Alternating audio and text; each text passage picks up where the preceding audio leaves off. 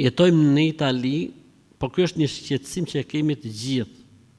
Pra lejo që të sjellim pemën për fëmijët në mënyrë që kalamajt tanë mos ndjehen keq në krahasim me shokët e tyre. Jo, nuk lejohet, sipas Islamit, të sjellësh një pemë e cila është paganizëm i gjallë dhe s'ka lidhje me asgjë. Nuk ka lidhje me asgjë. Madje edhe teologjia e krishterë e konsideron pemën që i thuhet pema e krishtlindjeve, e konsideron paganizëm. Po jo, po e bëjnë gjithë kështu thonë. Kjo është pjesë tjetër, pastaj nuk më intereson mua me zgjidh pse e bëjnë gjithë dhe nga e ka origjinën. Ideja është jo.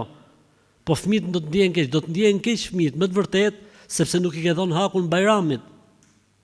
Bëje shtëpinë me drita për Bajram, bëje me lule, bëje me gjëra të bukura, bëje për Ramazan shtëpinë, bëje bukur dhe fëmijët do të marrin mend Bajramin.